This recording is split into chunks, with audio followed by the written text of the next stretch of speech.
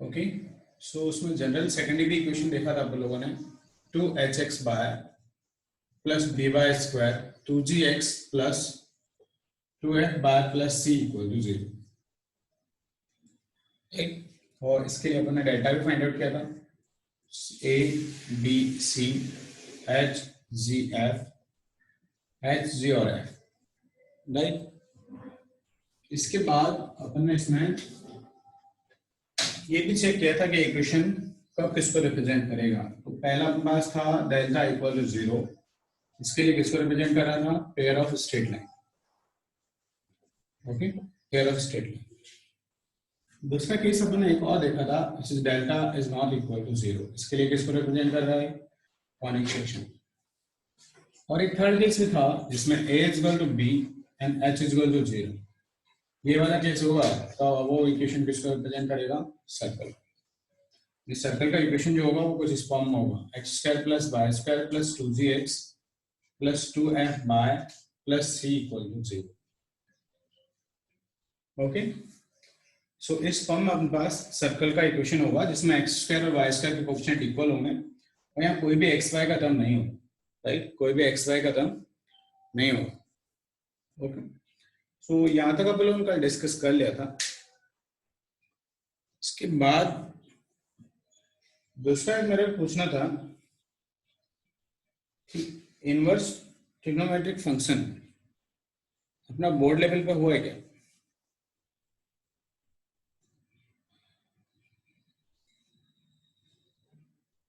Board में भी inverse नहीं हुआ क्या? ओके,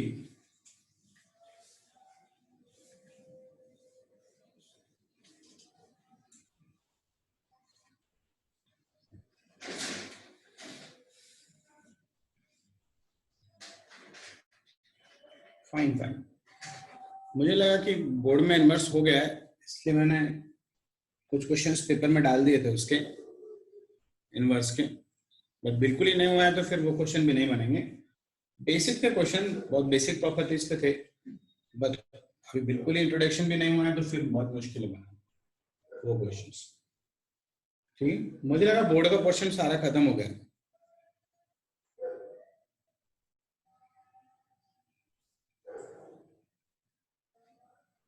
चालू करने से पहले सब बंद हो गया, मतलब क्या बंद हो गया? मंदार,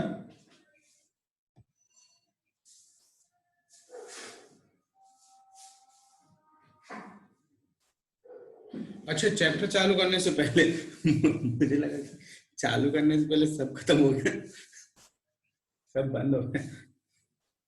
ओके, लॉकडाउन से पहले जैसे चालू करने वाले थे पर लॉकडाउन आ गया, ठीक है, कोई दिक्कत नहीं, अभी हो जाएगा, जितना बच रहा है पोर्शन हो जाएगा सब।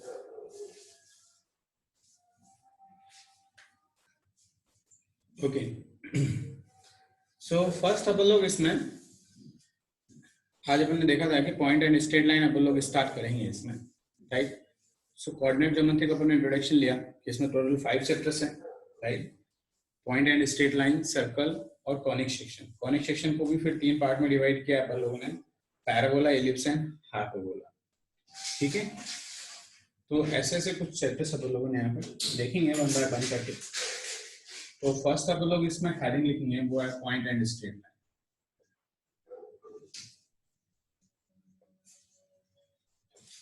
Okay, point and straight line. So point and straight line discuss करना है इसमें। तो इसमें कंटेंट वाइज अपन लोग जाए तो एक तो अपने पास है पॉइंट, राइट, और दूसरा अपने पास है इसमें स्ट्रेट लाइन। ओके, ये 2 चैप्टर ध्यान रखना, क्योंकि पॉइंट से रिलेटेड भी काफी सारे पॉइंट्स हैं जो अपन को डिस्कस करने हैं।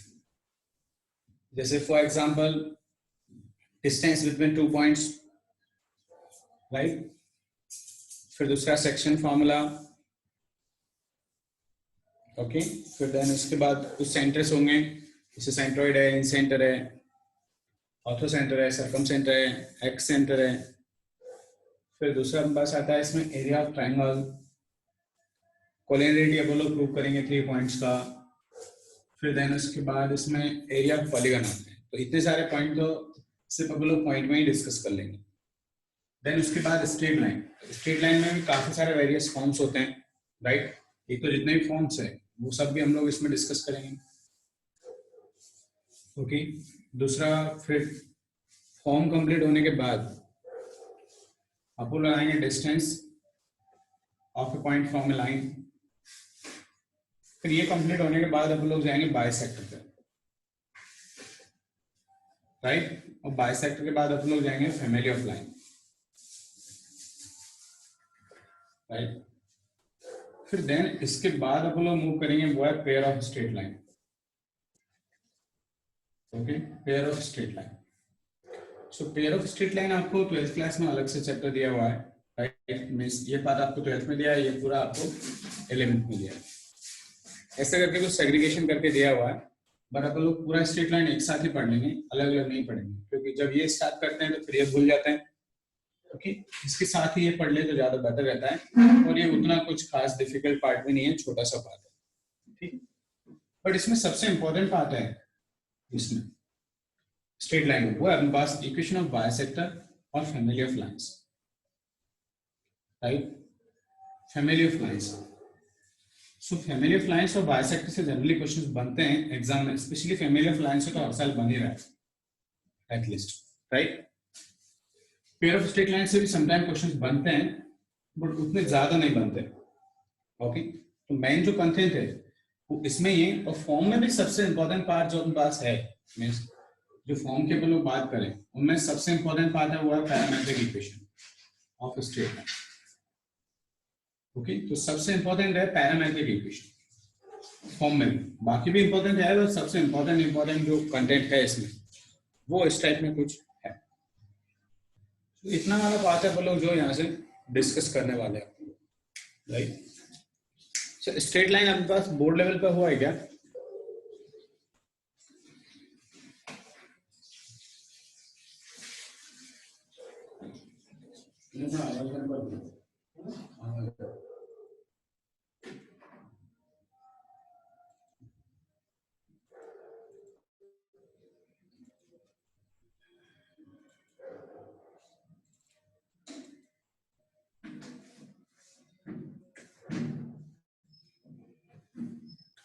हो गया है, मतलब इंट्रोडक्शन आपको पता है ऑलरेडी, ठीक है, अच्छी बात है। फिर इंट्रोडक्शन पता है तो फिर हम लोग कैसा है थोड़ी चीजों का अजम्पशन ले सकते हैं।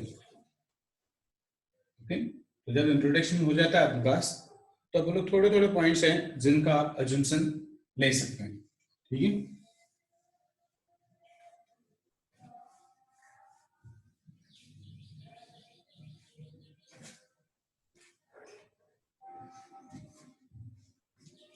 सो इसमें पहला आप लोग पॉइंट जो डिस्कस करेंगे इसमें पॉइंट एंड स्ट्रेट लाइन में, वो है अपने पास distance between 2 points. Okay,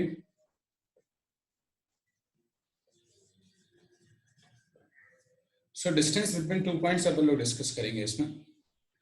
so first आप लोग ऐसे कोई भी 2 पॉइंट्स चूज कर लेते हैं, राइट। ये वाई एक्सिस है, ये एक्स एक्सिस है अपने पास, ये तो आई थिंक आपको पता होंगे पहले से कि ये वाई और ये एक्स एक्सिस हैं। इनके दूसरे नाम भी होते हैं, राइट। इसके भी इसको एब्सिसा बोलते हैं और इसको क्या बोलते हैं, ऑर्डिनेट, राइट। और intersection of X and Y axis को वो लोग बोलते हैं ओरिजिन। तो ओरिजिन ऐसा कुछ फिक्स नहीं है हमेशा कि ओरिजिन अपने पास एक ही पॉइंट पे रहता है, ओरिजिन कहीं पे भी हो सकता है, ऐसा कुछ नेसेसरी नहीं है कि हम लोग 0,0 पे ओरिजिन पकड़ लिया। ओरिजिन का एग्जैक्टली मीनिंग है जहां से आप मेजरमेंट स्टार्ट करते हैं। ओके, तो जहां से आप मेजरमेंट स्टार्ट करेंगे उस पॉइंट को हम लोग बोलते हैं ओरिजिन। तो ऐसे मैंने 2 पॉइंट चूज किए यहाँ पे। पहला पॉइंट लिया है मैंने x1, y1, fine. So first point is x1, y1 और सेकंड है मेरे पास x2, y2, जिनके बीच का मुझे डिस्टेंस लिखना है, फाइन। सो यहां से मैंने परपेंडिकुलर ड्रॉ किया और यहां से मैंने परपेंडिकुलर ड्रॉ किया।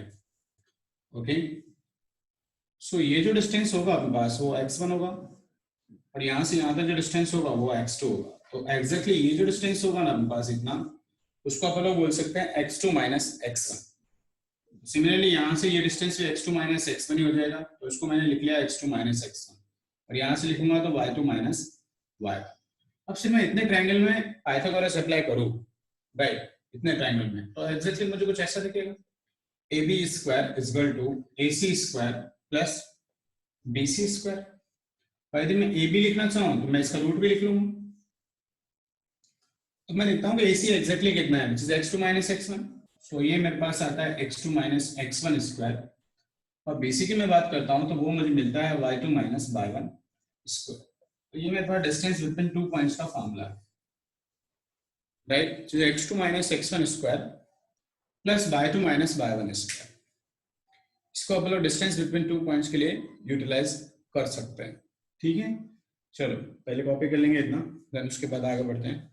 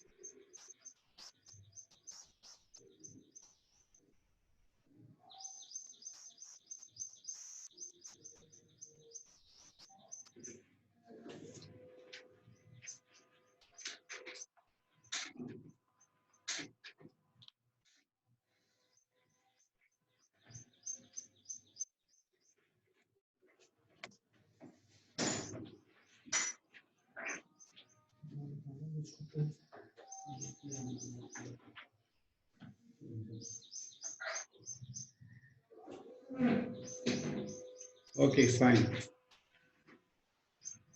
सो ये एक बेसिक पार्ट है जो आपको पहले से पता होगा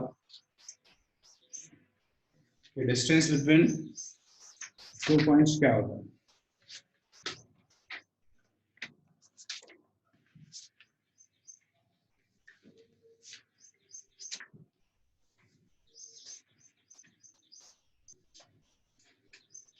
सो चलो इसमें क्वेश्चन बनाते हैं आप लोग। So first question of us, find the value of x for which the distance between 2 points. Question is find x for which the distance between 2 points means x comma minus 1 and 3 comma 2 is 5.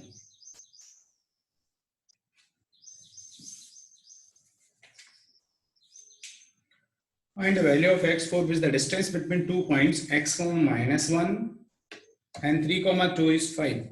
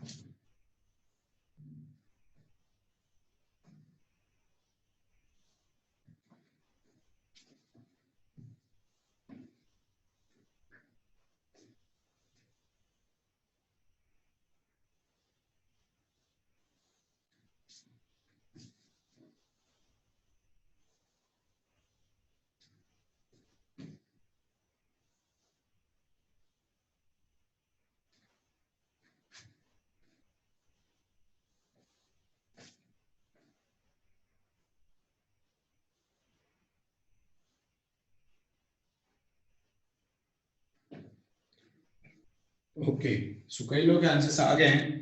Means A B is equal to आप लोग लिखते हैं तो under root X two minus X one square ऐसा कुछ लिखेंगे। So यहाँ आ जाएगा 3 माइनस एक्स का होल स्क्वायर और ये 2 प्लस 1 का whole square which is equal to 5। सबसे इंपॉर्टेंट पार्ट है, पहले इसको ओपन नहीं करेंगे। ओके, सो बहुत साइड स्क्वायर करते हैं। ये 3 माइनस एक्स का होल स्क्वायर यहाँ पे कितना है 3 का स्क्वायर 9, राइट साइड में जाएगा तो कितना हो जाएगा 16। ना बहुत सारे रूट लेंगे अभी अपन लोग, तो 3 minus X equal two plus minus 4, ऐसा अपन लोग सिंप्लीफाई करेंगे इसको। क्वाड्रेटिक नहीं बनाएंगे, एक्स्ट्रा वर्क करने की जरूरत नहीं है आपको। एक बार प्लस साइन लेंगे, प्लस साइन में इक्वेशन आएगा 3x minus 1 equal to 4। So यहाँ से जो मिला वो मिला x इक्वल टू माइनस 1। दूसरा मिलेगा अपने पास 3 minus X equal to minus 4। So यहाँ से x equal to 7। Okay, so दो वैल्यूज यहाँ से मिल रहा है अपन को। x इक्वल टू माइनस 1 मिल रहा है, आई थिंक। तीन लोगों ने सिर्फ आंसर किया है, तीनों का अलग अलग आंसर है।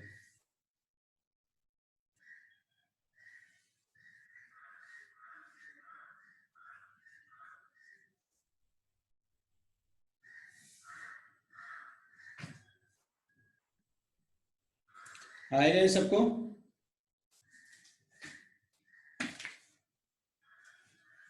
स्लिप मिस्टेक्स नहीं करेंगे, स्लिप मिस्टेक्स से ही तो इम्पोर्टेंट पार्ट है अपना, जिससे अपन को बचना है। चलो हो गया ये सबका, आ जाएगा आई थिंक सबको, कोई दिक्कत नहीं है इसमें। सिंपल क्वेश्चन था, बन जाना चाहिए था सबसे। चलो एक और क्वेश्चन बनाते हैं बोलो।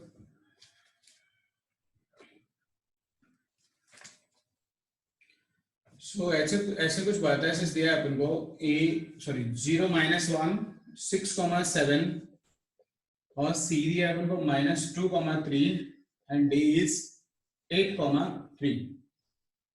ये -2,3, ये 8,3। ABCD 4 vertices are given।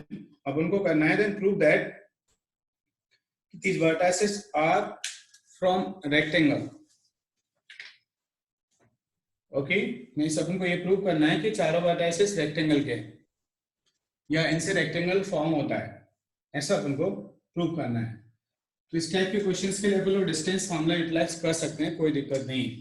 जैसे रेक्टेंगल की अपन को बात करता है तो रेक्टेंगल में क्या है अपने पास A B C और D। Means AB is equal to कितना होगा अपने पास CD। एक कंडीशन ये सेटिस्फाई होना चाहिए, दूसरा BC इज इक्वल टू कितना सेटिस्फाई होना चाहिए AD।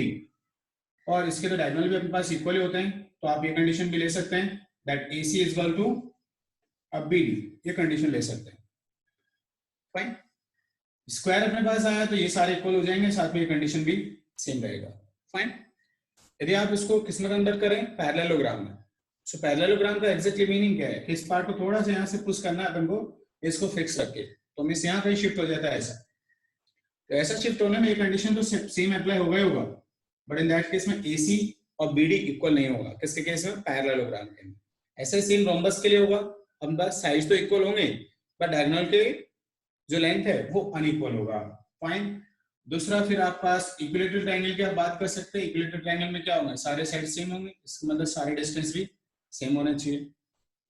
ओके, ऐसे बाकी ट्रायंगल के लिए भी आप देख सकते हैं, दो साइड सेम है, दो साइड का डिस्टेंस सेम आया तो फिर उसको आइसोसेलेस ट्रायंगल पे अपन लोग बोल सकते हैं। तो रेक्टेंगल यहाँ प्रूव करना है अपन को, तो आप डिस्टेंस फॉर्मूला भी यूटिलाइज कर सकते हैं। तो चलो डिस्टेंस फॉर्मूला अपन लोग यूटिलाइज करना स्टार्ट करें। ओके, पहले ट्रायंगल के वर्टाइसेस लिख लेते हैं। फर्स्ट अपन ने लिखा 0, -1, B अपन ने लिखा 6,7 और C -2,3 -2,3 और D अपने पास है 8,3। फर्स्ट अपन लोग निकालते हैं AB। सो AB अपन ने फाइंड आउट किया तो दिस माइनस दिस कितना आ गया 6, राइट। 6 का स्क्वायर 36 और ये दोनों कितना हो गया आपके पास 7 + 1 8 64। 36 + 64 कितना होता है 100। 100 का स्क्वायर कितना आएगा 10। ओके, अब इसके रेस्पेक्ट में पहले CD देख लेते हैं लोग, क्या CD इक्वली आ रहा है क्या, राइट। तो पहले CD देख लेते हैं। सो दिस माइनस दिस कितना हो गया 10। 10 का स्क्वायर कितना होता है 100। 100 का रूट कितना होगा 10 ही होगा, क्योंकि बाकी दूसरा टर्म तो इक्वल है 3 और 3, सो दे गेट कैंसिल। सो पहला कंडीशन तो सेटिस्फाई हो रहा है अपने पास। दूसरा कंडीशन देखते हैं अपन लोग BC। Right, BC means this minus this कितना हो गया 8, ठीक है, 8 मतलब 64 हो गया, और दिस माइनस दिस किया तो कितना आएगा 4, 4 का स्क्वायर 16, सो एग्जैक्टली यहां से कितना मिला √80, ओके, ये √80 मिल गया। BC के बाद अपन को देखना है AD, चलो AD देख लेते हैं। AD मींस 8 माइनस ये दिस कितना आ जाएगा, ओके यहाँ माइनस में ध्यान रखना, ओके 8 माइनस 0 80 रहेगा मींस 64, और ये +4 मींस अगेन √80 आ गया, ओके।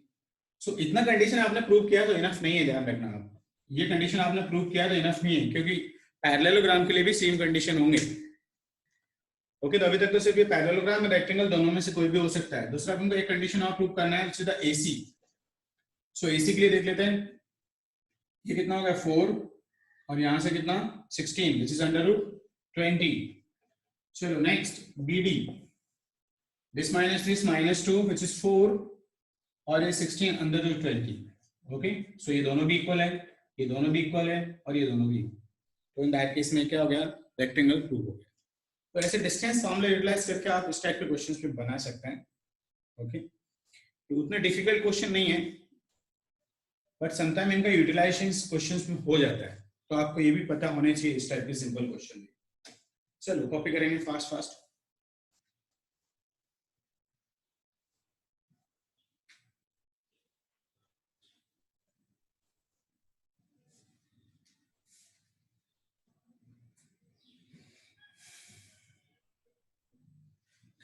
आदित्य अभी दिख रहा है क्या? पहले दिख नहीं रहा था, तेरे को थोड़ा प्रॉब्लम आ रहा था।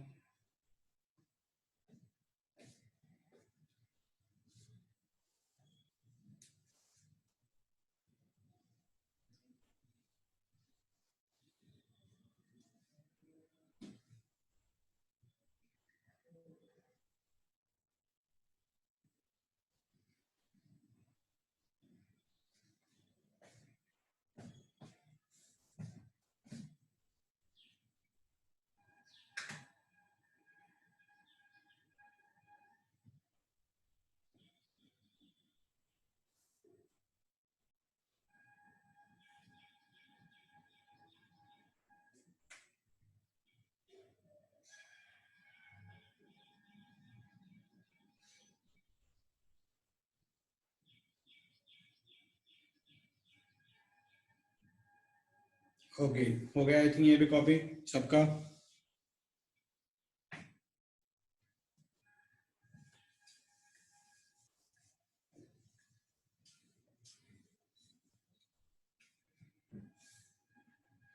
सो इसके बाद अब लोग मूव करते हैं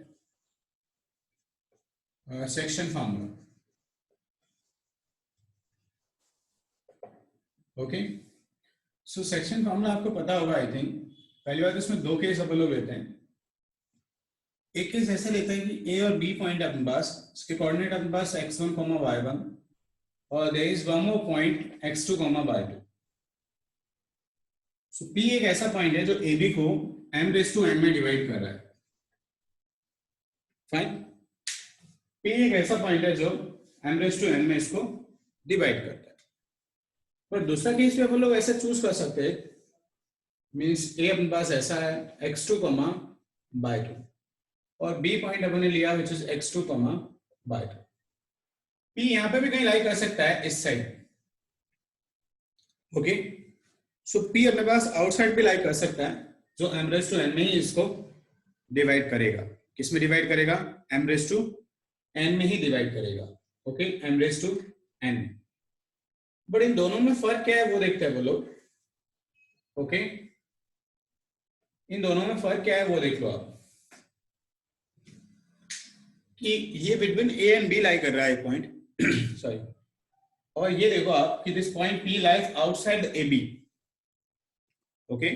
जो पॉइंट P है बस वो AB के एग्जैक्टली आउटसाइड लाई कर रहा है, बट सेम लाइन में लाई कर रहा है, तो इसको बोलते हैं इंटरनल डिवीजन, और इसको बोलता है बोलो एक्सटर्नल डिवीजन। क्या बोलते हैं इसको? इंटरनल और एक्सटर्नल डिवीजन। इस पॉइंट को मैं क्यों कंसीडर कर लेता हूं, ओके। सो यहां से तो लोग कोऑर्डिनेट लिखे P के, तो देखो आप क्रॉस मल्टीप्लाई कर दो डायरेक्ट, बाकी कुछ करने की जरूरत नहीं है आपको। सो mx2 fine mx2 plus this multiplied by this means nx1 or divided by m plus n. Similarly this multiplied by this वो हो जाएगा अपने पास m by 2 और n by 1 और divided by m plus n. ये तो अपने पास केस हो गया इंटरनल डिवीजन का. तो उसका एक्सटर्नल डिवीजन में देखो क्या हो रहा है कि एक्सटर्नल डिवीजन में q का अपन को कोऑर्डिनेट लिखना है, तो यहाँ थोड़ा सा चेंज हो गया है. यहाँ देखो अपने पास m plus n होता पर यहाँ m minus n हो गया. ओके यहाँ क्या हो गया m minus n हो गया क्योंकि a से q तक अपने पास एग्जैक्टली कितना है m और b से q तक फिर कितना है n. तो बाकी रिमेनिंग डिस्टेंस अपन लोग देखेंगे तो m minus n अपन को मिलेगा. एग्जैक्टली क्या हो रहा है इस फॉर्मूले में जहां पर n है उसको आप minus n से रिप्लेस कर दो. फाइन. तो यहाँ कितना हो जाएगा देखो आप mx2 minus nx1 और divided by m minus n. यहाँ पे ny2 minus ny1 और divided by m minus n. अब इसमें m is equal to n अपन लोग सब्स्टिट्यूट करें फर्स्ट फॉर्मूले में. Okay m is equal to n आप सब्स्टिट्यूट करें. m is equal to n आपने सब्स्टिट्यूट किया तो आप देखो यहाँ अपन को x1 plus x2 divide by 2 मिल सकता है और x by 1 plus by 2 divide by 2 मिल सकता है which is the midpoint of AB. पर यहाँ अब लोग m is equal to n substitute करें तो फिर अपन को मिड पॉइंट नहीं मिलेगा. ओके तो इसके केस में अपने पास मिड पॉइंट नहीं मिलेगा, ये ध्यान रखिए आप लोग. तीसरा इसमें एक और पॉइंट है अपने पास यही सी कि आपको इनमें रिलेशन निकालना हो मींस पी क्यू और ए बी में आपको रिलेशन निकालना हो राइट. तो उसको बोलते हैं अपन लोग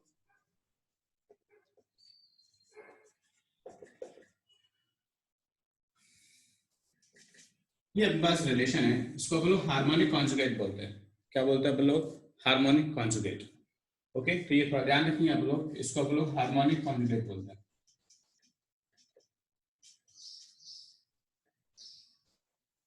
May suppose that P is the internal division of AB and Q is the external division of AB. Okay, then relation between the AP, AQ या PQ and AB में क्या relation होगा? तो ये काफी इंपॉर्टेंट बात है, ध्यान रखेंगे. ये इसमें से डायरेक्ट क्वेश्चन बनते हैं कभी कभी एग्जाम में. ओके सो थर्ड पॉइंट आप लोग बाद में नोट कर लेंगे, पहले ये लिख लो. पहले 2 पॉइंट लिख लो आप इंटरनल और एक्सटर्नल डिवीजन वाले. थर्ड पॉइंट आप लोग सेपरेटली डिस्कस करें.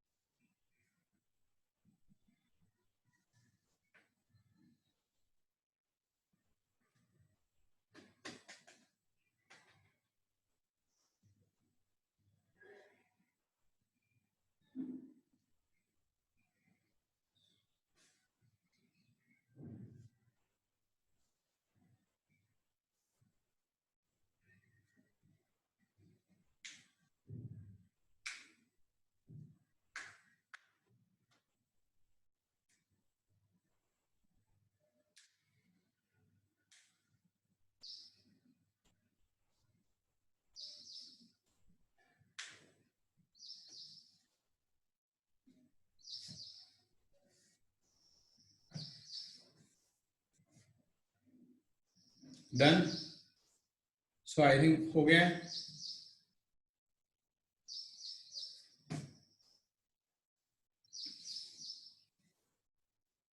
ओके सो इसमें थर्ड पॉइंट नोट करेंगे. मैंने लोग करवाया था, आप लिखेंगे एक बार. देखो देखो P divides AB, if P divides AB internally in the ratio m raised to n, if P divides AB internally in the ratio m raised to n,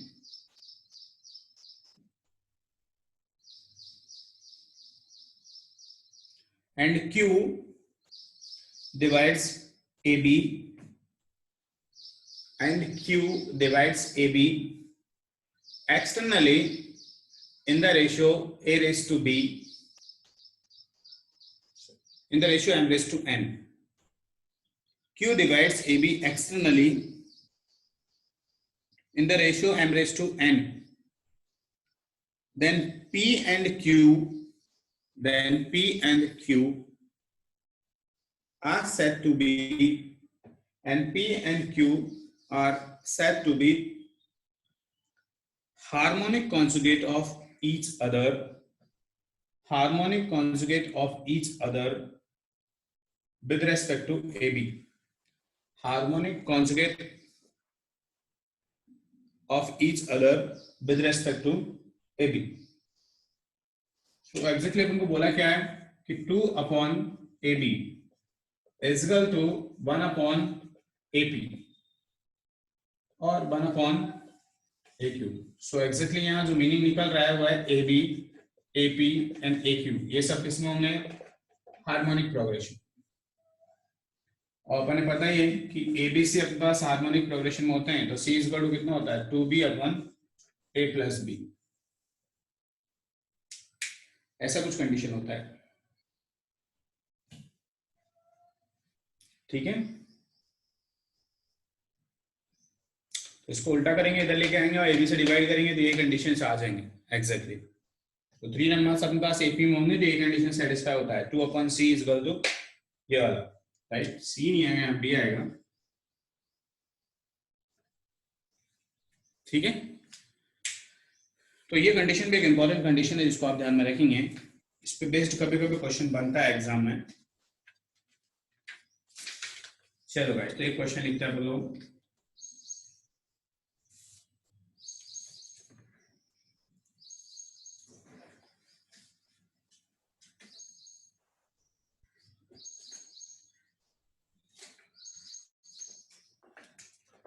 तो क्वेश्चन आपके पास इस टाइप का है. Find the coordinate of a point.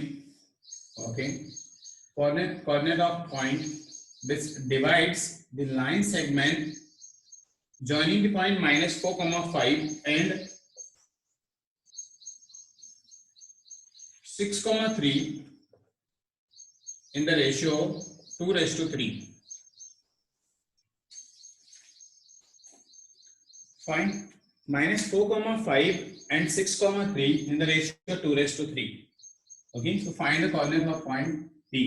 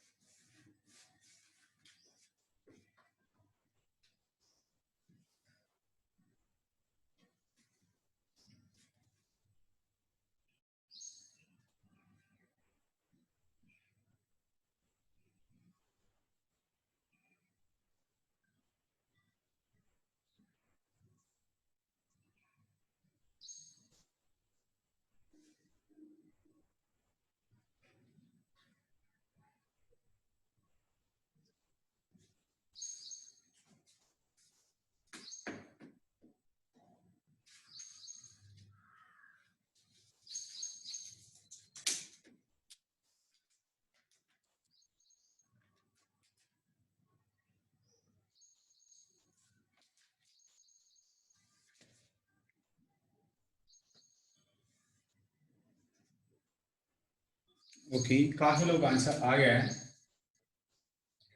सो 2:3 अपन को लिखना है तो P का कोऑर्डिनेट एग्जैक्टली लिखेंगे तो दिस मल्टीप्लाई बाय दिस कितना आएगा? 12. करेक्ट है. This multiply by this -12 divided by 5. Again this multiply by this 6 और यहाँ पे 20 15 डिवाइडेड बाय 5. ओके, एंड दूसरा अपन को Q लिखना है. सो एग्जैक्टली कितना आ जाएगा देखो आप.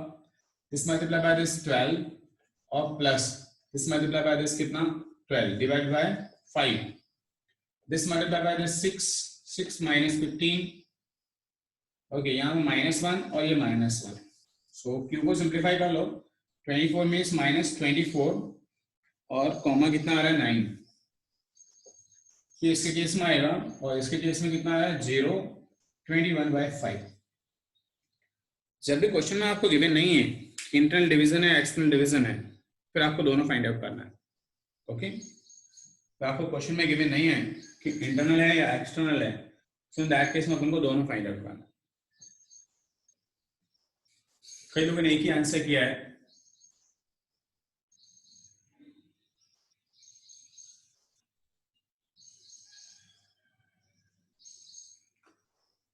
आ जाएगा आई थिंक सबको।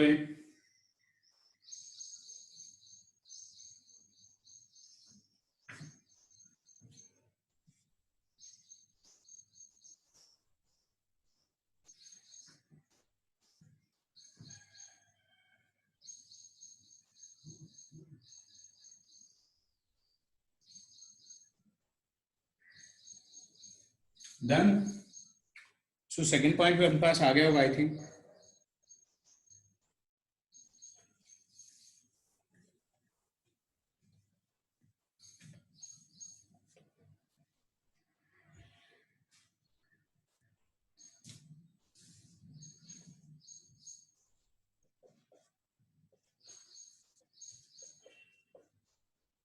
सो नेक्स्ट क्वेश्चन हमारे पास एक सेगमेंट दिया है 1, -2 एंड -3, 1।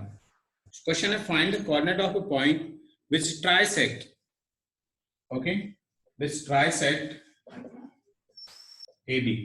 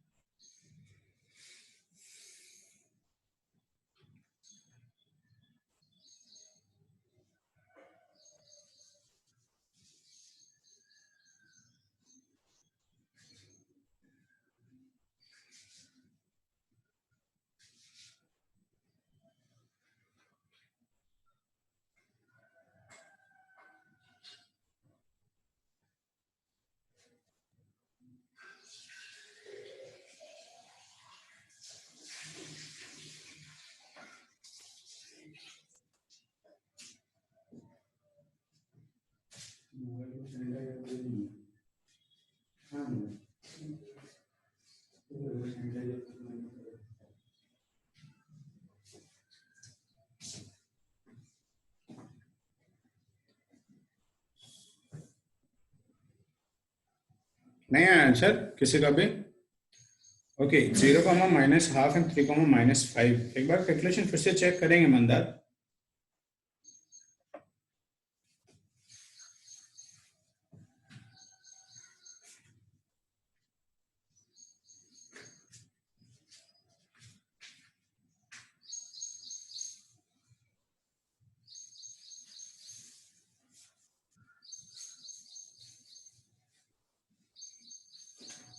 आया क्या आंसर आया सबने? फिर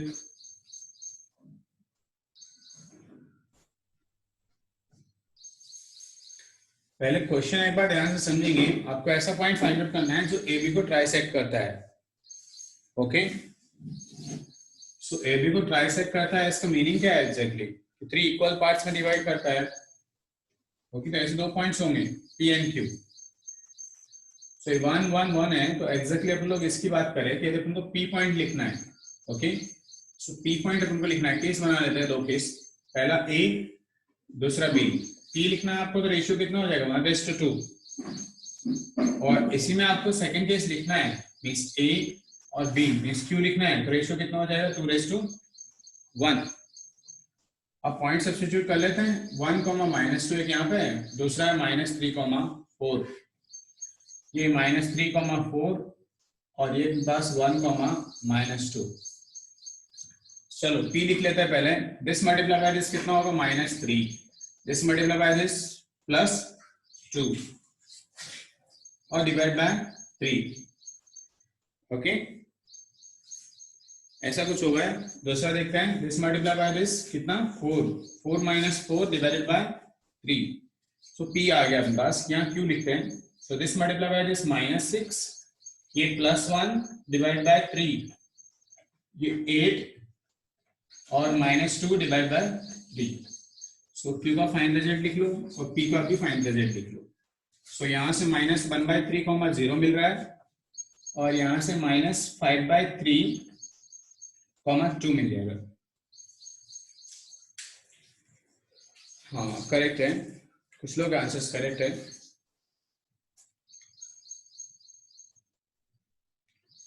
सर में -1/3, 2 कैसा आया?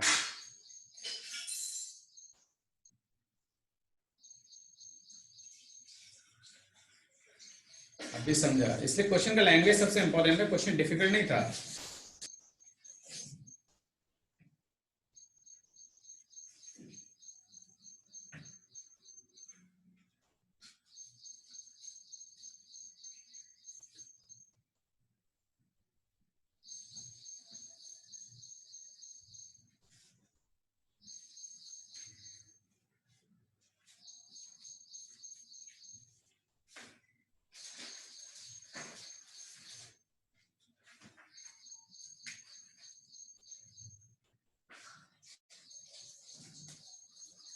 ओके चलो नेक्स्ट क्वेश्चन पे मूव करें। ये हो गया, तो ऐसे कोई है जिसको समझ में नहीं आया हो? एनीवन?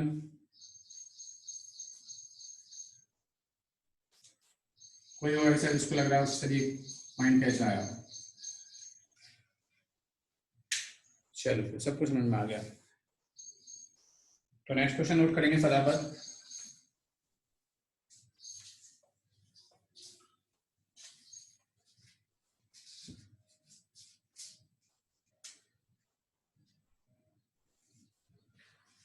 So A point है अपने पास, which is 4, 4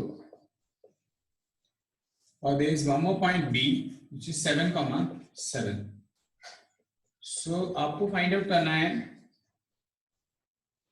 कि -1, -1 इसको किस रेशियो में डिवाइड करेगा। Okay, in what ratio does the point -1, 1 divide the line segment joining the point 4, 4 and 7, 7? Question clear है सबको? In what ratio does the point -1, 1 divide the line segment joining the point 4, 4 and 7, 7? Means अभी आपको ratio find out करना है, अभी आपको point given है already.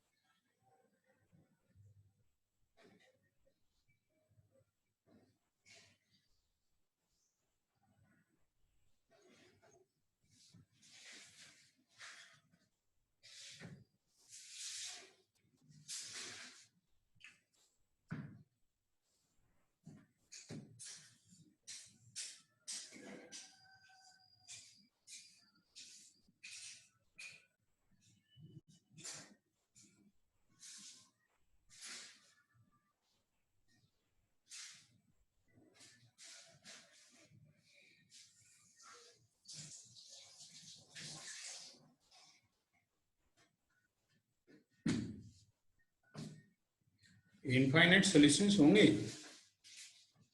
क्यों?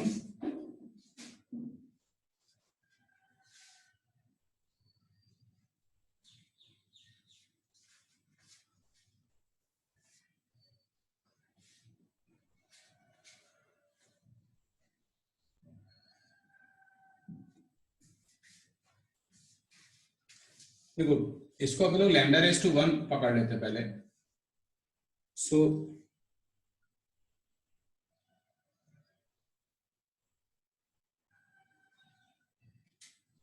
देखते हैं। सो लैम्डा का value exactly m by n ही है। ओके, तो m रेज़ टू n से बेटर है कि मैं लैम्डा रेज़ टू 1 ले लिया ताकि मेरे पास एक अननोन कम रहे। अब मैं पॉइंट p की कोऑर्डिनेट लिखना चाहूँ यहाँ से, तो this multiply by this means कितना होगा 7 लैम्डा, और ये कितना आ जाएगा 4 and divided by lambda plus 1। Similarly दूसरा इक्वेशन भी सेम ही होगा। Okay, lambda plus 1। p coordinate आपको ऑलरेडी गिवन है, व्हिच इज -1,1। इसका मतलब इसका x कोऑर्डिनेट इसके x के इक्वल होगा, means 7 lambda plus 1 divided by lambda plus 1 is equal to -1। So यहां से लैम्डा का जो वैल्यू अपन को मिल रहा है वो मिल रहा है कितना, -5/8। ऐसा अपन को लैम्डा का वैल्यू मिल रहा है, आई थिंक, राइट? करेक्ट है। अब ध्यान से देखो इस केस में कि यहाँ जो माइनस साइन है ना, वो क्या इंडिकेट कर रहा है? वो इंडिकेट करना है एक्सटर्नल डिवीजन। क्या इंडिकेट कर रहा है? External division. ओके, तो -1,1 divide AB in the ratio 5/8 externally. Okay, point clear हुआ अभी आपको कि माइनस साइन क्या इंडिकेट कर रहा है अपन को यहाँ पे? एक्सटर्नल डिवीजन ये कर रहा है, रिप्रेजेंट कर रहा है। तो 5,8 में डिवाइड करता है, बट एक्सटर्नली डिवाइड कर रहा है, बस इतना आप ध्यान रखेंगे। तो -5,8 आंसर कोई नहीं लिखेगा, आंसर 5/8 ही आएगा, बट आपको साथ में लिखना पड़ेगा एक्सटर्नल डिवीजन। ओके, अभी क्लियर है आई थिंक पॉइंट सबको?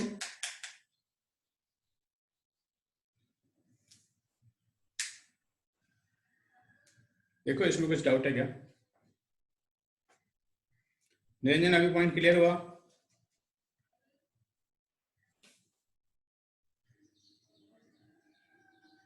क्योंकि -1,1 की अपन लोग बात करें तो अपन लोग डायग्राम से भी इसको देखें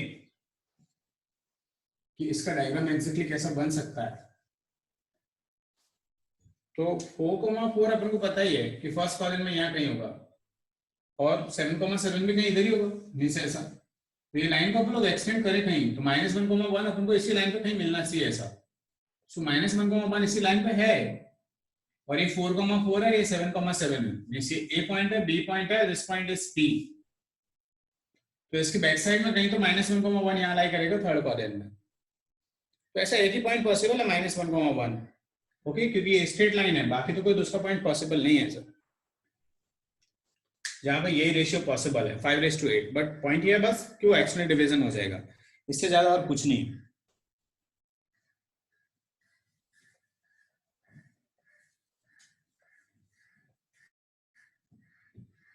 एक क्वेश्चन और लिखेंगे।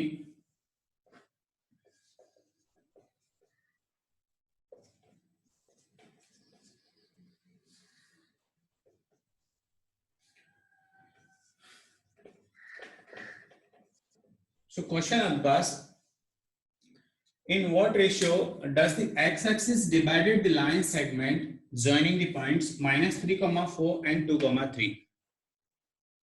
मीन्स -3,4 एंड 2,3 को ज्वाइन करने वाली लाइन को x एक्सिस किस रेशियो में डिवाइड करेगा? ओके, x एक्सिस किस रेशियो में डिवाइड करेगा? आप चाहे तो क्वेश्चन नोट भी कर सकते हैं। In what ratio does the x axis divide the line segment joining the points -3,4 and 2,3? Question clear है आई थिंक सबको?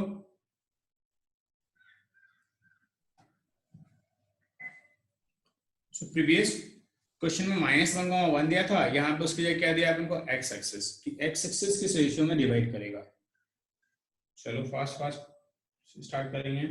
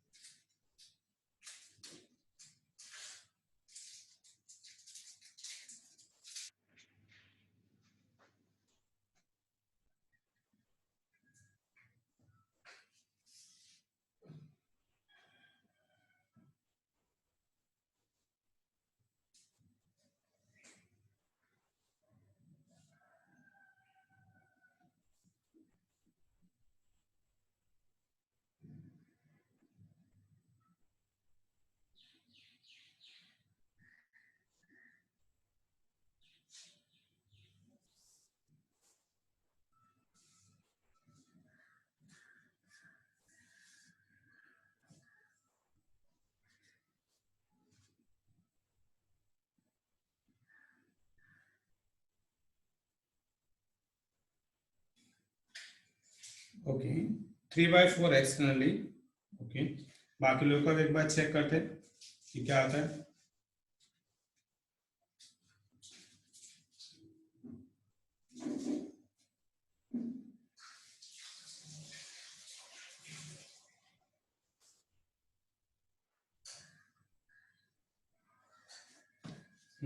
गुड।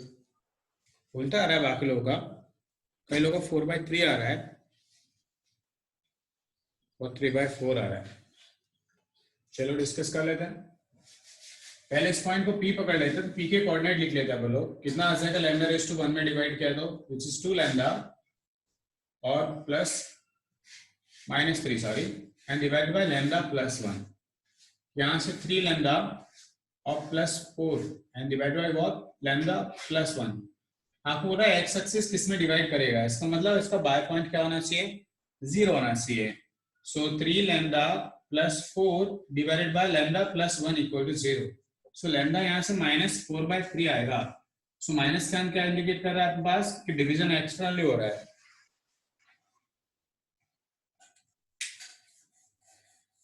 ठीक है, सो आई थिंक अभी पॉइंट क्लियर है सबको।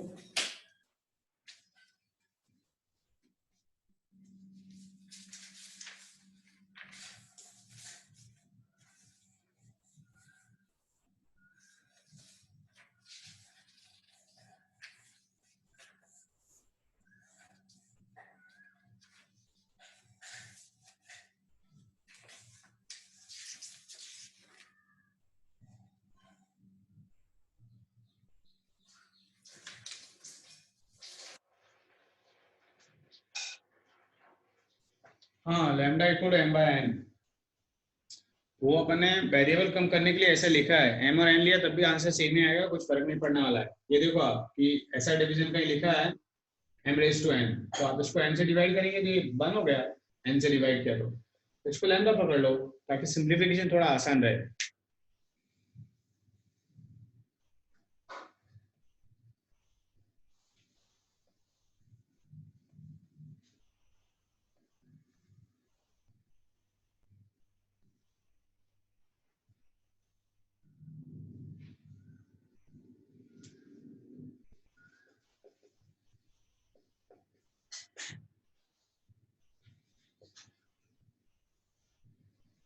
सो नेक्स्ट पॉइंट अपन लोग डिस्कस करेंगे वो अनुपात सेंट्रॉइड ऑफ ए ट्रायंगल।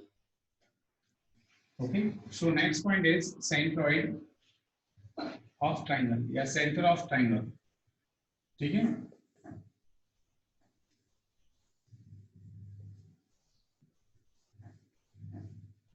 सो ध्यान रखिए सेंटर अपने पास का डेफिनेशन जो होता है वो क्या होता है, कोई बता सकता है कि सेंटर का डेफिनेशन क्या होगा?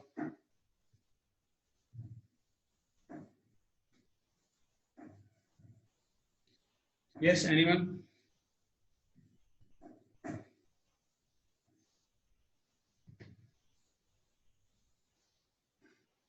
एनीवन? सेंट्रॉइड पढ़ा हो आप लोगों ने 10th क्लास में? जस्ट एक रफ आइडिया पूछ रहा हूँ आपको।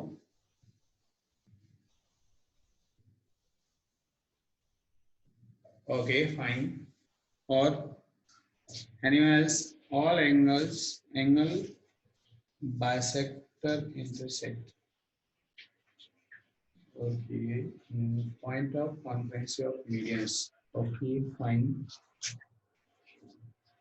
3 लोगों ने आंसर किया है अभी तक, very good. Okay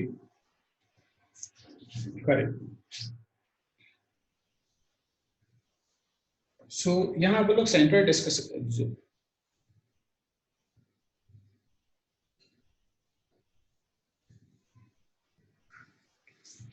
okay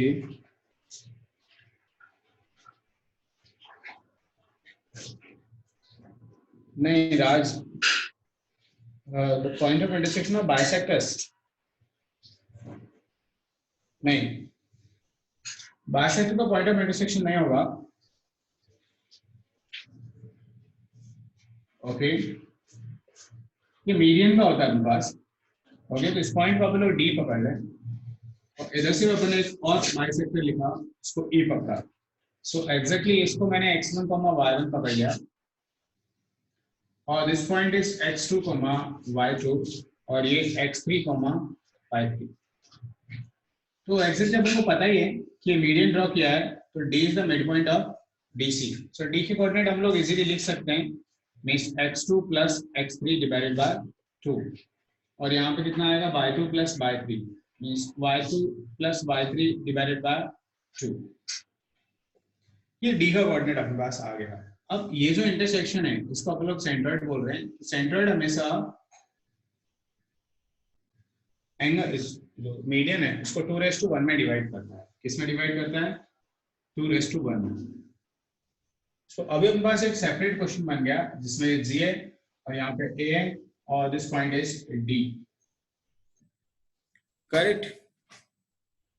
so A का कोऑर्डिनेट अपने पास ऑलरेडी है, व्हिच इज x1 y1, और डी अपने पास यहाँ से हम लोग लिख सकते हैं which is x2 plus x3 divided by 2, or which is y2 plus y3 divided by 2. Fine. और रेशियो अपने पास 2:1 है। अपन को लिखना है g का कोऑर्डिनेट, राइट। सो यहाँ से आप g का कोऑर्डिनेट लिखेंगे तो दिस मल्टीप्लाई बाय दिस करेंगे तो 2 और 2 गेट कैंसिल, तो यहाँ से सिर्फ मिलेगा x2 प्लस x3। यहाँ से देखो आप x1 मिलेगा, तो एग्जैक्टली कुछ ऐसा मिलेगा x1 plus x2 plus x3 and divide by m plus n. m plus n is 2 plus 1 which is 3, और एक पॉइंट मिल जाएगा y1 plus y2 plus y3 divided by t. So इसको बोलते हैं हम लोग सेंट्रोइड। ओके, डेफिनेशन अपने लिए इतना इंपॉर्टेंट नहीं है, डेरिवेशन भी अपने पास उतना इंपॉर्टेंट नहीं है। ओके, अपने इंपॉर्टेंट है फाइनल रिजल्ट। ओके, वो आप ध्यान में रखेंगे और फर्स्ट कॉपी करेंगे।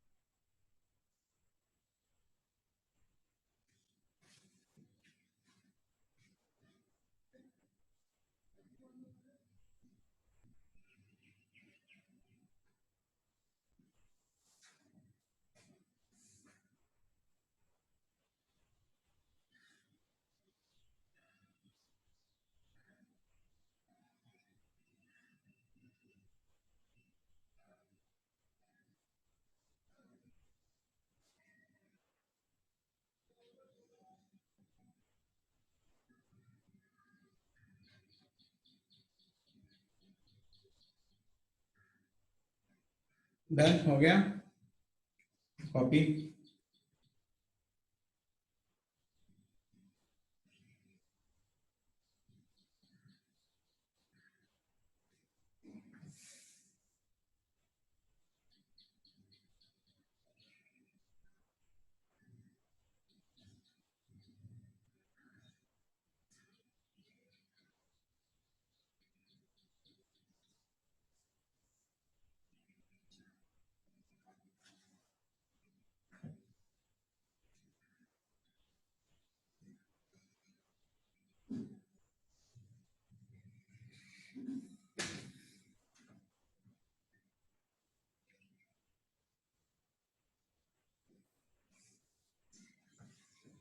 ओके, हो गया आई थिंक सबका, कोई दिक्कत नहीं है इसमें। सो फाइनल रिजल्ट याद रखेंगे x1 plus x2 divide by 3 and y1 plus y2 plus y3 divide by 3। सो अपने बाकी एंट्रेंस लेवल पे कितने सारे चैप्टर हो चुके हैं मैथ्स में अपार्ट फ्रॉम ट्रिग्नोमेट्री?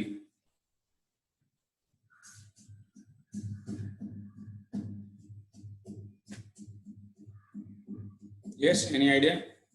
आइडिया तो होगा ही, अपन खुद ने अटेंड किए तो, इधर अटेंड किए तो पता ही होगा।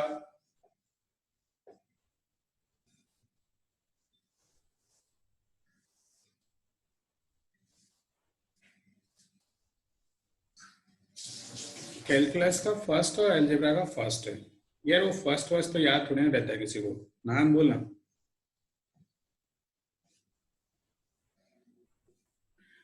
कैलकुलस का फर्स्ट कौन सा चैप्टर है? डिपेंड ऑन द सिचुएशन कहाँ से काउंट कर रहे हैं। ओके, वैसे तो generally function, logarithm, equation, inequality, function, theory of equation. Okay, ठीक है।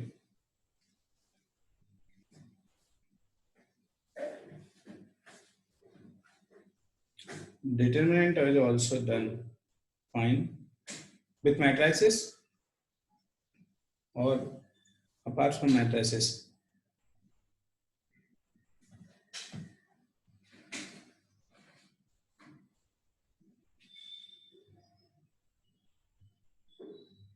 Okay.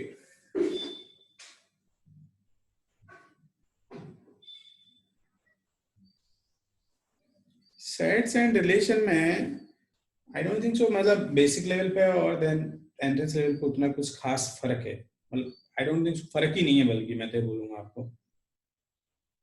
Okay, inequations and modulus. Okay, means theory of equations वो एक ही काउंट कर लो आप, इनइक्वालिटी और then modulus and all that, वो सब नंबर ऑफ सॉल्यूशंस, फैक्टराइजेशंस से कैसे सॉल्यूशंस लिखते हैं, वो सब। लॉगरिथम तो मतलब एंट्रेंस लेवल पे तो चैप्टर होता नहीं है। So basically theory of equations and function और determinant, right? ये तीन चैप्टर हमने अभी तक डन है। फाइन। सो पहले पे लोग बोर्ड फिनिश करते थे, उसके बाद एंट्रेंस आते, राइट? ऐसा ना? नहीं?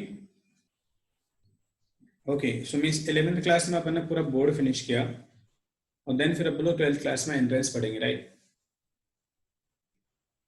ओके,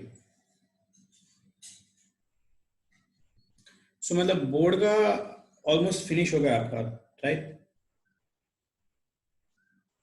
बोर्ड के सारे टॉपिक्स फिनिश है ऑलमोस्ट, या उसमें कुछ बाकी है? बट अभी तो ऐश्वर्या, आप ये कुछ निरंजन बोल रहे थे कि इनवर्स ट्रिग्नोमेट्री तो नहीं हुआ है, तो इसका मतलब हार्डली दो चार कुछ बचे हैं क्या?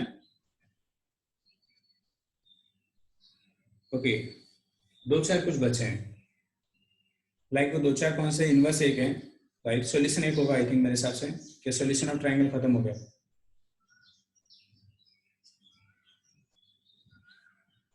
ओके, सो दो चैप्टर तो ट्रिग्नोमेट्री में बाकी है आपके, and including trigonometric equation also, right? So मतलब 12th क्लास का ट्रिग्नोमेट्रिक फंक्शन पूरा नहीं हुआ है। सो ट्रिग्नोमेट्रिक फंक्शन में ही ये तीनों कंबाइन करके चैप्टर दिए हुए हैं 12th में, ट्रिग्नोमेट्रिक इक्वेशंस, इनवर्स और then solution of triangle. Separate नहीं दिए, एक ही चैप्टर बनाया है तीनों को मिला के। ओके, सो ऐसा है, क्या है, कैलकुलस पूरा खत्म हुआ है लेकिन बोर्ड लेवल पे at least, I am talking about board.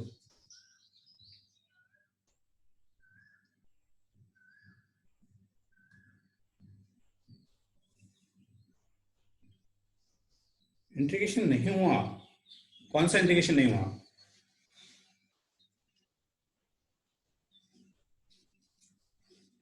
Eleventh class में मंदार कैलकुलस किधर है?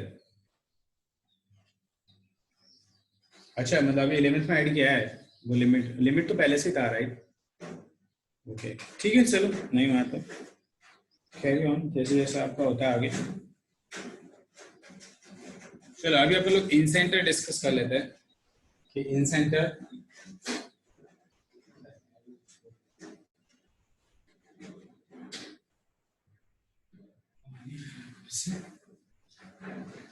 चलो इन सेंटर की अपन लोग बात करते हैं। तो जैसे सेंट्रोइड अपन ने देखा था, वैसे अपने पास इन सेंटर है।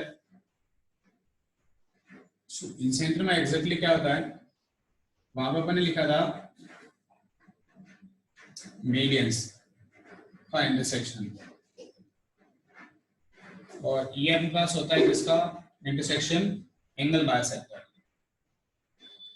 ओके, ये एंगल बायसेक्टर का होता है। सो डी ई, उसको हम लोग डिनोट करते हैं स्मॉल आई से, सॉरी कैपिटल आई।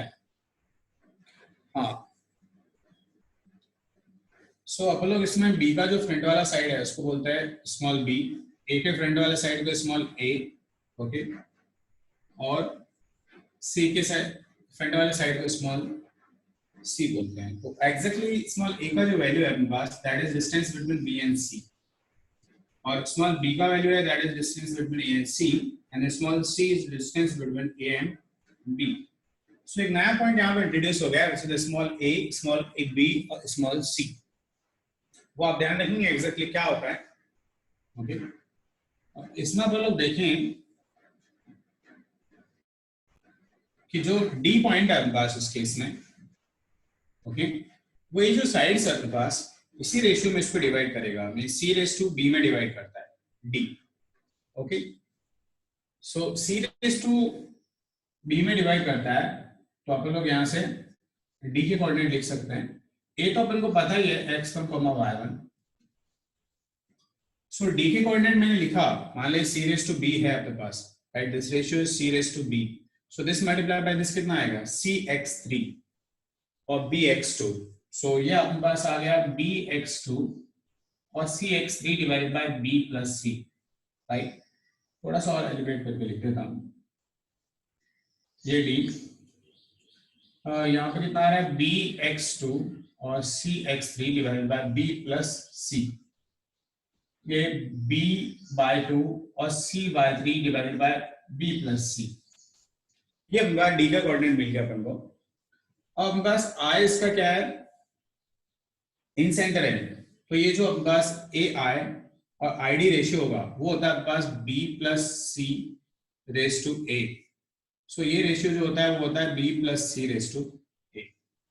तो अपन को i का कोऑर्डिनेट लिखना है, सो ये b plus C raise to A में डिवाइड करता है। तो यहाँ से हम लोग i के कोऑर्डिनेट इजीली लिख सकते हैं।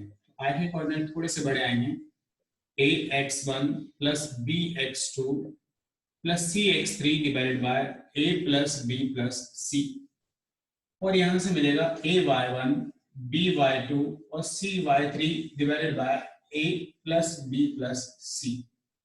इसको बोलते हैं बोलो इन सेंटर। यहाँ पे अपने पास फॉर्मूला इंपॉर्टेंट है, डेरिवेशन आपने याद नहीं रखा तब भी चलेगा, कोई दिक्कत नहीं है। अब देखो इसमें कि इन दैट केस में put a is equal to b is equal to c, तो ऐसा अपन ने किया तो i और g दोनों सेम पॉइंट पे लाई करेंगे। ओके, सेम पॉइंट होंगे, इसका मतलब इक्विलेटरल ट्रायंगल के लिए इन सेंटर और centroid lies at A same point, ये थोड़ा ध्यान रखेंगे आप। ओके, कभी कभी ऐसे प्रॉपर्टीज आ जाते हैं, चलो नोट कर लेंगे फास्ट।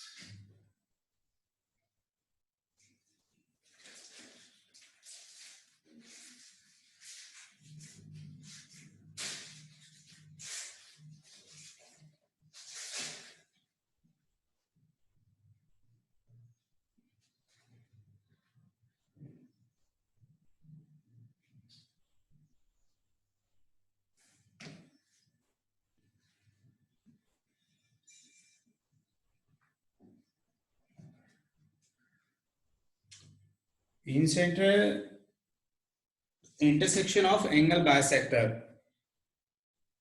लिख लो आप चाहे तो, intersection of angle bisector.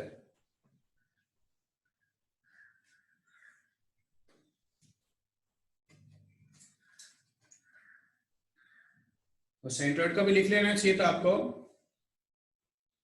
Intersection of medians.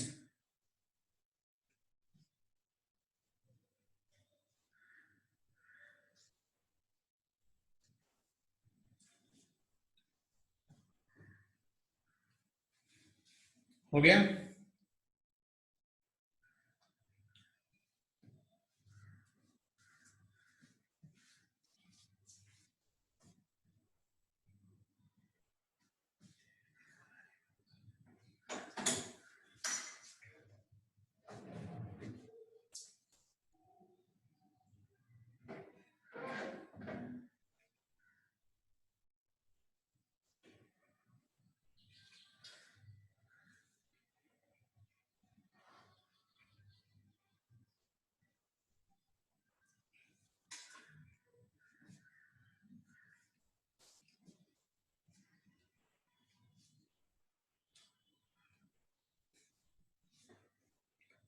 I think हो गया सबका।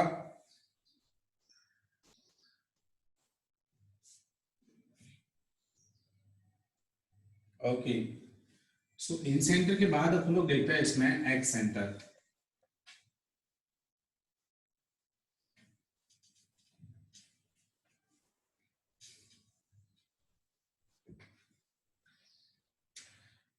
ओके, सो नेक्स्ट अपन लोग देखेंगे एक्स सेंटर।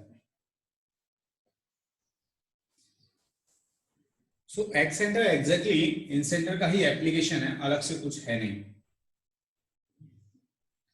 फाइन, मीन्स यहां से अपन ने एंगल बाइसेक्टर ड्रॉ किया है, ए बी और सी है अपने पास। तो एग्जैक्टली अपन को इस लाइन को भी थोड़ा एक्सटेंड करना है, इसका भी एक एंगल बाइसेक्टर लेना है। सिमिलरली इस लाइन को एक्सटेंड करके इसका भी एक एंगल बाइसेक्टर लेना है। तो जहां पे जाके ये दोनों मीट होंगे, राइट, उसको बोलते हैं अपन लोग एक्स सेंटर। सिमिलरली यहां से भी ऐसी पॉसिबिलिटीज बन सकते हैं, राइट। तो इसका एंगल बाइसेक्टर ले लो, फिर इस लाइन का भी एंगल बाइसेक्टर लिया, तो यहाँ पे एक अनदर बन जाएगा व्हिच इज कॉल्ड I2। और एक इस केस में भी बन सकता है, और फिर एक इस केस में भी बन सकता है। सो ऐसे अपने पास तीन आई सेंटर्स पॉसिबल है, एक्स सेंटर, सॉरी। अभी अपन लोग एक्स सेंटर डिस्कस कर रहे हैं। तो आप ध्यान से देखिए इस केस में कि ये जो पॉइंट है अपने पास, ये क्या है अपने पास, इन सेंटर। जब आपने डिस्कस किया था तो ये b plus C raise to क्या था, a, बट ये इंटरनल डिवीजन था। तो यही एग्जैक्टली यहाँ पे एक्सटर्नल डिवीजन हो रहा है I1 के साथ, ठीक है।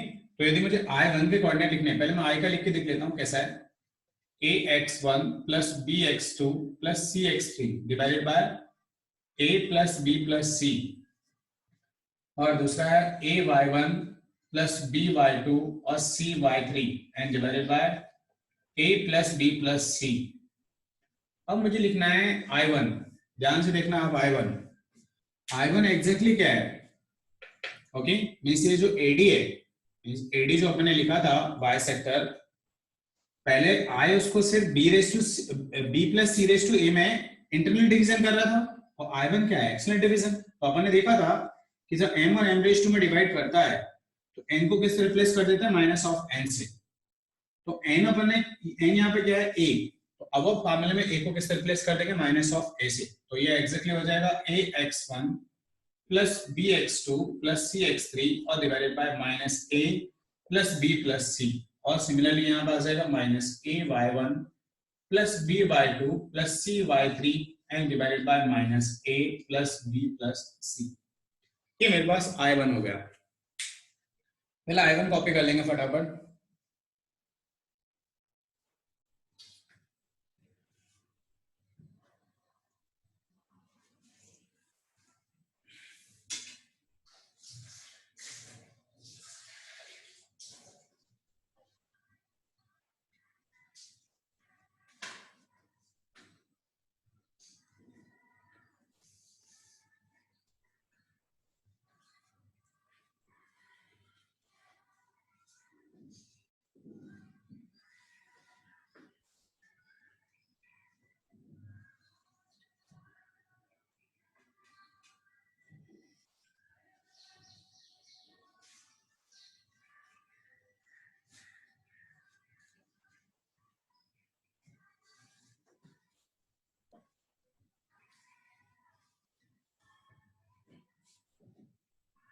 हो गया I1।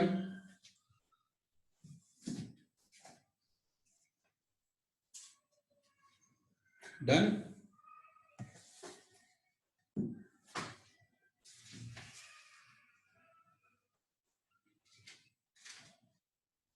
ओके, फार्मूला पढ़ने को नहीं हो रहा है बीच में। कौन सा फार्मूला पढ़ने को नहीं हो रहा है? ये वाला। देखो आय का तो अभी अभी लिखा ही है तुमने, तो आय वाला जो लिखा है ना फार्मूला उसमें, अच्छा फर्स्ट ही नहीं हो रहा है, फर्स्ट अपने लिखा है ना अभी ऑलरेडी इन सेंटर का, तो वो है ax1 plus bx2 plus cx3 divided by a plus b plus c, और similarly ay1 plus b/2 plus c/3 divided by a plus b plus c। इसमें करना क्या है आपको, जो a है उसको माइनस a से रिप्लेस कर देना है, बस ये अपने पास I1 आ गया। अब टेल में I2 लिखना है तो कैसे लिखेंगे? Now I2, yes tell me I2।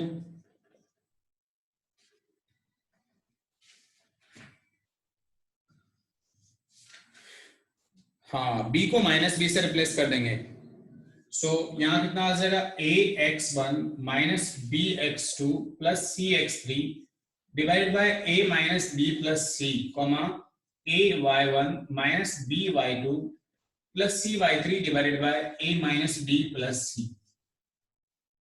Okay, so ऐसा अपने पास b को माइनस b से रिप्लेस कर देंगे, और लास्ट वाला I3 आपको लिखना है, तो I3 में क्या करेंगे आप लोग, c को माइनस c से रिप्लेस कर लो। तो ऐसे तीनों फॉर्मूले लिख लो फटाफट।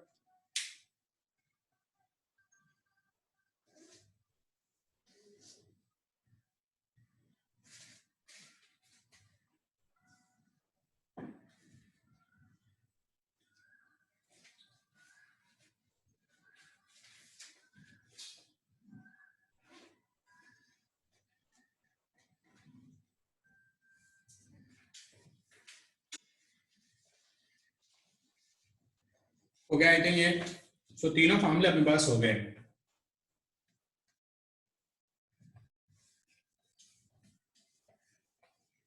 Okay done.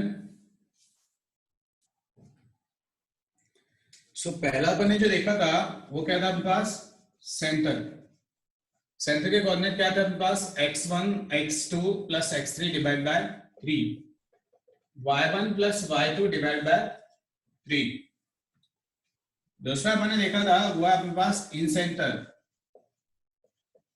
सो इन सेंटर के कोऑर्डिनेट जो अपन ने लिखे थे वो थे अपने पास ax1 plus bx2 plus cx3 divided by a plus b plus c, और सिमिलरली ay1 by2 और c/3 divided by a plus b plus c।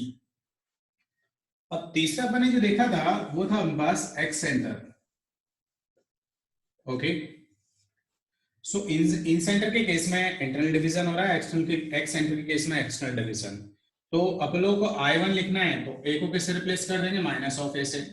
I2 लिखना है तो b को किससे रिप्लेस कर लेंगे, माइनस ऑफ b से। और I3 लिखना है तो c को रिप्लेस करेंगे माइनस ऑफ c से। ये सब किस में रिप्लेस होगा, I के फॉर्म में। तो अभी तक अपन लोगों ने तीन सेंटर डिस्कस किए हैं। पहला सेंटर है अपने पास सेंट्रॉइड, दूसरा इन सेंटर ऑफ ट्राइंगल, और फिर एक और अपने पास which is the excentre of triangle. इसके बाद एक और सेंटर अपन लोग डिस्कस करेंगे which is the orthocentre.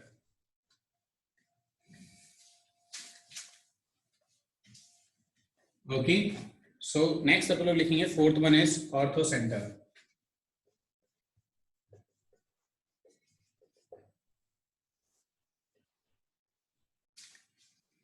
So orthocentre का अपने पास कोई प्रॉपर फार्मूला नहीं है, बट इसको फाइंड आउट करने का अपने पास तरीका जरूर है अपने पास। मींस x1 y1 है, या x2 y3, सॉरी y2, और ये x3 y3। Yes tell me, orthocentre का क्या डेफिनेशन है, काफी लोगों को पता होगा mostly.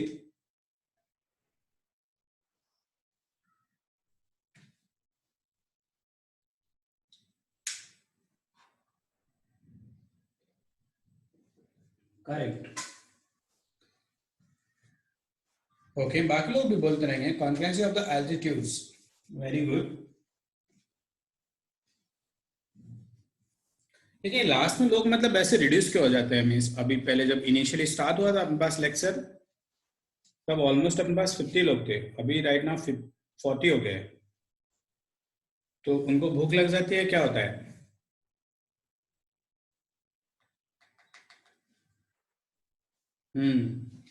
Intersection of altitudes, means यहाँ से अल्टीट्यूड ड्रॉ करेंगे अपोजिट साइड पे। So this point is D, और यहाँ अपन लोग ड्रॉ करेंगे, सो इसको अपन लोग डिनोट करते हैं एच।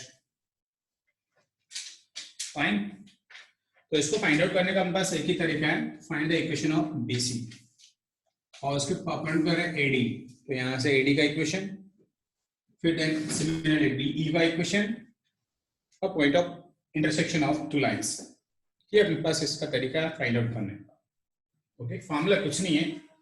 फिर दूसरा इसके बाद जो अपने पास आता है वो अपने पास एक और होता है, which is the circum centre. क्या होता है अपने पास? Circum centre. ओके, तो वो भी देख लेते हैं, सर्कम सेंटर भी।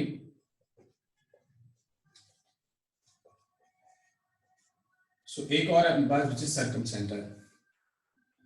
सर्कम सेंटर में भी कोई प्रॉपर फॉर्मूला नहीं है अपने पास, यहाँ पे भी सिर्फ डेफिनेशन ही है। सर्कम सेंटर एग्जैक्टली क्या होता है वो देखेंगे आप। मीन्स एक ऐसा सर्कल जो ऑल 3 वर्टाइसेस से पास हो, यदि उसका जो भी सेंटर होगा वही अपने पास ट्रायंगल का सेंटर होगा। तो अपन को ये एग्जैक्टली पता है कि सर्कल के सेंटर से सारे पॉइंट जो भी सर्कमफेरेंस का है सबका डिस्टेंस इक्वल होता है। सो इसको मैं ओ डिनोट कर दूं तो यहाँ से O A equal to O B equal to O C मिल जाएगा। तो अपन लोग यहाँ डिस्टेंस फॉर्मूला यूटिलाइज करके ओ लिख सकते हैं, क्योंकि ये सारे जितने भी ओ ए है वो सब क्या है? रेडियस है। तो इसको सर्कम सेंटर बोलते हैं अपन लोग। तो ये सर्कम सेंटर है। अपन ने जब इन सेंटर देखा था तब एक डेफिनेशन और अपन लोग देख सकते थे उसका, कि ऐसा सर्कल ड्रॉ करे जो ऑल 3 साइड्स को टच करे। ओके, एक ऐसा सर्कल ड्रॉ करे जो ऑल 3 साइड्स को टच करे, तो उसका जो भी सेंटर होगा वही अपने पास क्या होता है? इन सेंटर। ओके, तो ये अपने पास सर्कम सेंटर है और ये अपने पास क्या है? इन सेंटर। तो आई थिंक ये दोनों पॉइंट क्लियर है अपन को। ऑर्थो और सर्कम सेंटर, चलो इनका डेफिनेशन भी कॉपी कर लेंगे fast.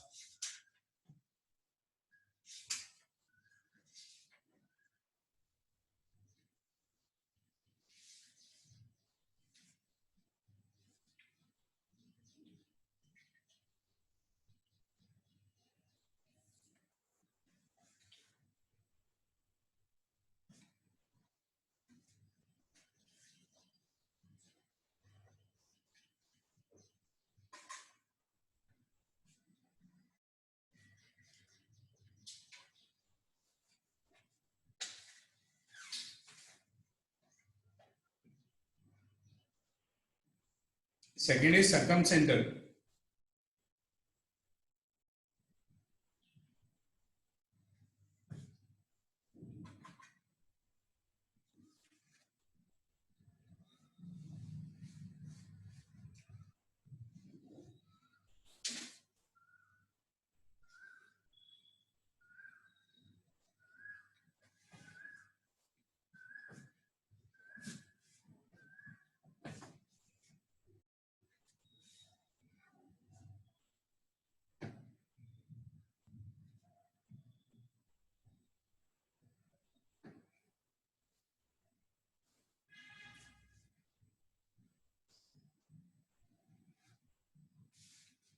Okay, done.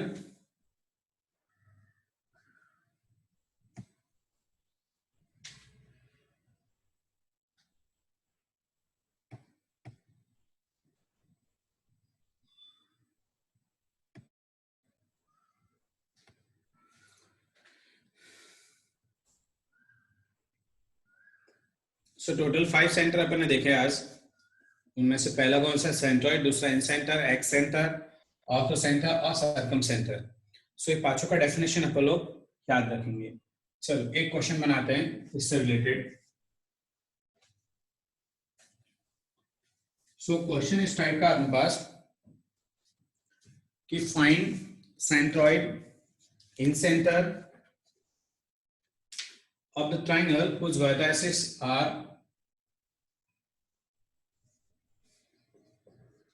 0,6, 8,12 and 0,8, sorry 8,0, 8,0. So question आपके पास, पहला तुमको फाइंड आउट करना है सेंटर, दूसरा तुमको फाइंड आउट करना है इन सेंटर, Z और I ये दोनों आपको फाइंड आउट करने हैं। 0,6, 8,12 एंड 8,0.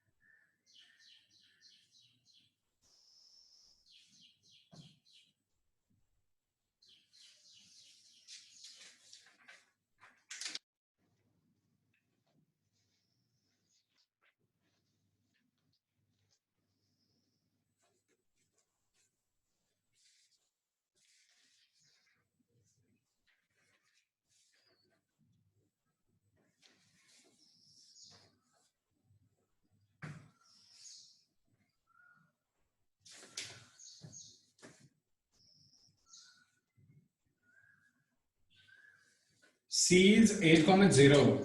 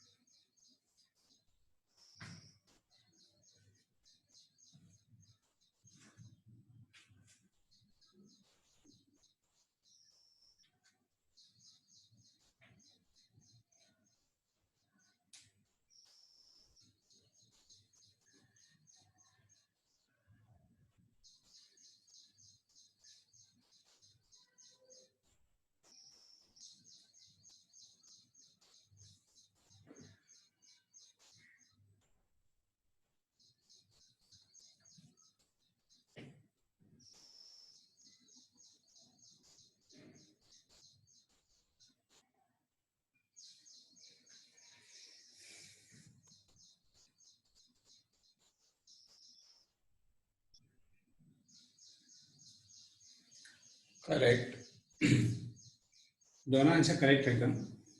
सेंटर तो सबका आ गया होगा आई थिंक, मीन सेंटर में कोई दिक्कत नहीं। a plus b plus c means this plus this 8 plus 8 16 by 3, 6 plus that 18 divided by 6 is 3 divided by कितना होता है 6, तो 16 by 3,6 अपने पास सेंट्रोइड आ गया।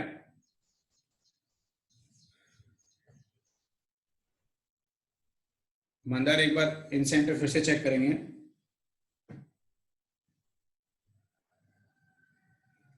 हाँ ये 160 by 3 इसका 160 by 3 ऐसा नहीं आएगा। ये स्मॉल a का जो वैल्यू होगा अपने पास कितना मिल रहा है 12, स्मॉल b 10 और स्मॉल c इज ऑल्सो 10, ऐसा कुछ मिल रहा है अपन को। तो अपन को i लिखना है, तो कैसे लिखेंगे देखो, a x1 मीन्स a का मल्टीप्लिकेशन होगा x1 के साथ विच इज 0, फिर देन b का मल्टीप्लिकेशन होगा x2 के साथ मीन्स 10 मल्टीप्लाई बाय 8 कितना होगा 80, प्लस c मल्टीप्लाई बाय ये फिर अगेन कितना 80 और divided by a plus b plus c। So a plus b plus c exactly कितना होगा 20 विच इज 32। ओके, सिमिलरली अपन लोग b लिख लेंगे। So this multiply by this 72 और this multiply by this again कितना 120 और ये वाला पार्ट तो जीरो हो गया c के साथ जो लिखा हो तो एंड डिवाइडेड बाय 32.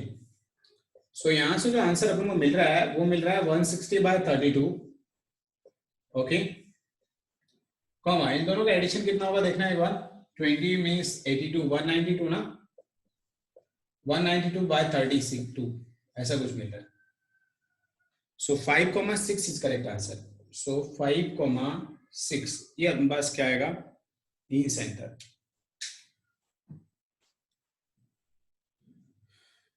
सो काफी लोगों का करेक्ट है. सेंट्रॉइड तो बड़ा आसान है, सेंट्रॉइड में तो कोई दिक्कत नहीं है, डायरेक्टली आप फाइंड आउट कर सकते हैं. पर इन सेंटर में थोड़ा सा कैलकुलेशन आपको करना है और कैलकुलेशन के लिए भी पहले आपको स्मॉल a और स्मॉल b और स्मॉल c का वैल्यू फाइंड आउट करना है. ठीक है ना, हो जाएगा आई थिंक, कोई दिक्कत नहीं है इसमें, बन जाएंगे इस टाइप के क्वेश्चंस. आज अपन ने दो ही कॉन्सेप्ट डिस्कस किए. पहला अपने पास क्या था डिस्टेंस फार्मूला, फिर एक और था अपने पास क्या सेक्शन फार्मूला, और फिर अपन ने सेंट्रॉइड डिस्कस किए. ट्रायंगल के जितने भी सेंट्रॉइड है वो सब अपन ने डिस्कस कर लिए. तो ये तीन टॉपिक अपन ने डिस्कस किए. ओके जो सारे किससे रिलेटेड है पॉइंट से रिलेटेड. राइट सो पॉइंट में अपने पास एक और टॉपिक बच रहा है which is the area of triangle, और पॉलीगॉन भी अपने पास बचा हुआ है. ओके वो भी अपन लोग डिस्कस करेंगे, area of triangle and area of polygon. Fine, तो वो अपन लोग नेक्स्ट क्लास में डिस्कस करेंगे, थोड़ा पढ़ के आएंगे नेक्स्ट क्लास में. ओके ये जो भी आज अपन ने देखा है उसका रिवीजन लेंगे, क्योंकि इसका रिवीजन बहुत इंपॉर्टेंट है. ये आपको डायरेक्ट क्वेश्चंस नहीं देंगे बट ये क्वेश्चन में यूटिलाइजेशन बहुत ज्यादा होंगे इस आगे के टॉपिक्स. जब भी अपन लोग जाएंगे धीरे धीरे आपको डिस्कस होते जाएंगे. कोऑर्डिनेट ज्योमेट्री का सबसे बड़ा डिसएडवांटेज यही है कि आप नेक्स्ट चैप्टर पढ़ेंगे तो आपको पहले वाला चैप्टर पूरा आना चाहिए, अदरवाइज नेक्स्ट चैप्टर के क्वेश्चंस बनेंगे ही नहीं आपसे. ओके तो लिंक सबसे इंपॉर्टेंट है, क्लास मिस मत करो. जो कई लोग बीच में अभी छूट गए हैं या XYZ रीजन से छूट गए हैं, ये ध्यान रखा इनका बहुत बड़ा लॉस हो जाएगा, इसलिए क्लास सबसे इंपॉर्टेंट है. इसमें लिंक छूटा वो चैप्टर गया और आगे के पूरे चैप्टर पे गए. चलो फिर नेक्स्ट क्लास में मिलते हैं.